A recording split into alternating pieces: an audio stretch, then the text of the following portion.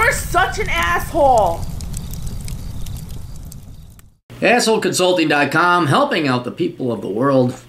Those of you smart enough to pay attention and heed. Yeah, sorry, I just had these almonds. They dry out your mouth. Hello, I'm 27-year-old single male, employed and living at home. I currently have $45,000 in my savings account. My question is, do you have any advice on what I can do with my money and what opportunities I have open with $45,000 at my disposal? I don't like/want to travel. I know you recommend traveling, except to Russia, my home country. I lean towards growing the money I have through passive investments, but my knowledge about that is limited.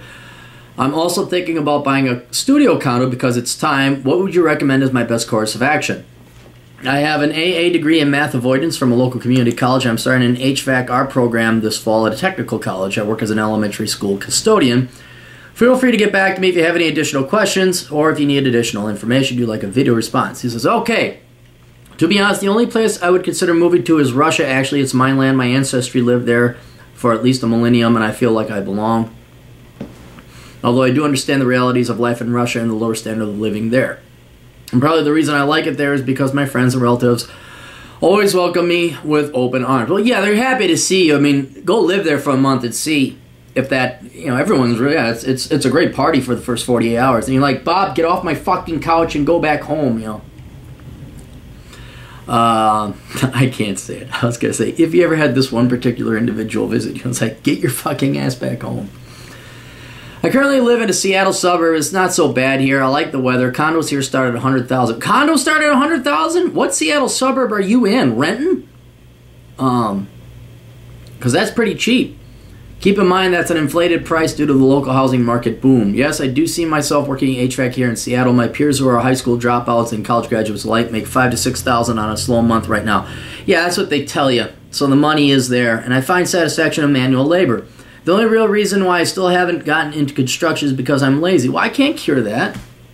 Example, I took the Queen of My Q test. It gave me a score of 131. If you have any other ideas on my situation or any other paths I could take, please let me know. Thank you. All right. You don't know enough. Here's the thing. One, there's no really good place to invest. There's so much money that's been printed off by the world's central banks that nearly every asset category, stocks, bonds, real estate, whatever, is inflated well above what its cash flow undermines. And I'm a cash flow investor. I give you $100,000. What are you paying me as a percentage of that every year? So right now, CDs are paying 0.8%, not even a full percent. That doesn't beat inflation. Depending on the real estate market you're in, which can vary widely, the rents you would get on that $100,000, like, okay, I pay $100,000 to the bank. What do I get in net rental income after all the expenses? Do I get $2,000 a month? Well, times 12, that's $24,000. That's a 24% rate of return. That's not bad, but you're not going to find that in the market because there's, again, so much money flooding the market in real estate that the prices are driven really high. Cash flow is very low.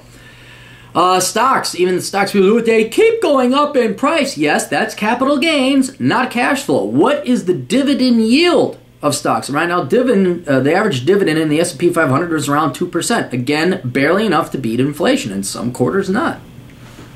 So these traditional investments that you would park your money, the most you can hope for is that it keeps up with inflation. And so you can look at things like inflationary bonds or inflationary adjusted bonds and treasury bills. And that'll just keep your money. But where do you inevitably invest it so it starts growing, legitimately growing, and not because we just printed off more money, we flood the market with it? It's really hard to tell because there's just so much money floating around. I haven't bought stocks or bonds, God, in years. Because I always pay off my debts. That's what I've been doing. So I would say if you got any debts, pay them off. But it doesn't sound like you have any debts, so what do you do with 41 grand?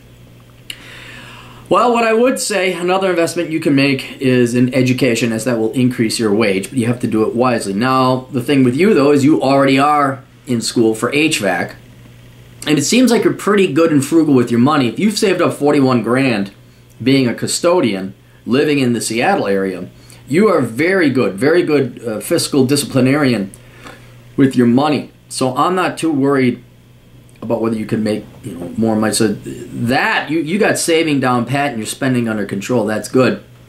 But with that 41,000, I would just sit on it until you find out whether or not you want to live in the United States or Russia. Right? If you plan on being in Seattle for, like, let's just say the next 7 years, yeah, maybe. If you get a condo with another room, you can rent it out to a buddy. There's some cash flow there. You got to pay for rent. And in 7 years' time, even if the market goes up or down or something like that, there's less chance of it crashing, and then you got to sell because you bought a place in Russia. It's not the worst thing you could do with your money. If you could find a condo for $100,000 and not get shot, I mean, that just blows my mind that there's condos for $100,000. But if you can find a good neighborhood where there's a condo, you get a 2-bedroom, find out that you can rent it as well, so that if you ever move, you could still rent it out. You get a buddy, you have him or her, preferably her with big titties, rent out for you or from you.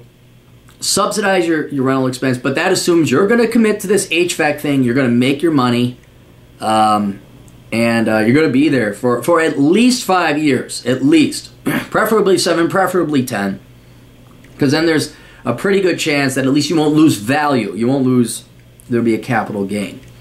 But even then, you got to make sure that condo is in the right place at the right time, and it's not a bunch of leftist fucking Pioneer Square, tuberculosis-infected SJW bums and panhandlers from Mercer Island who think they're cool.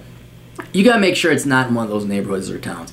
You got to make sure it's not in Seattle proper where they're going to jack up the minimum wage and they're going to implement city income tax, even though it's against the state constitution.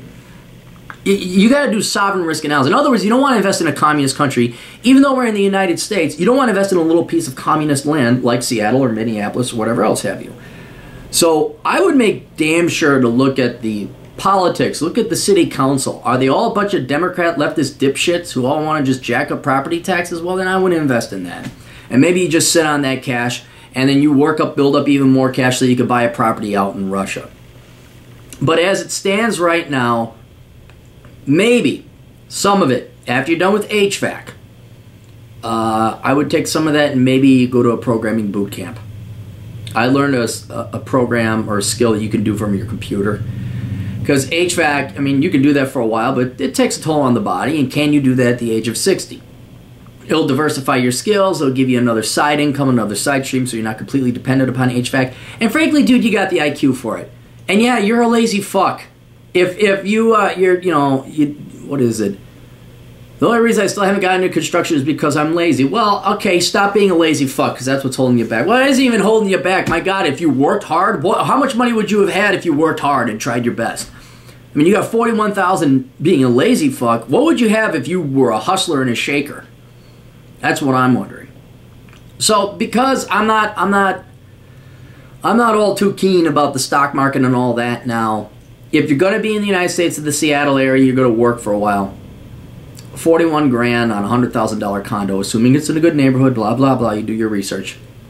That's a pretty cheap living, especially if you could get a roommate. Then you would sell your condo down the road after you find out you hate Seattle, you want to get back to Russia inevitably. Well, then you go ahead and sell it. So, anyway, I got to go. If you guys got questions, go to assholeconsulting.com. We'll see you guys later. Toodles.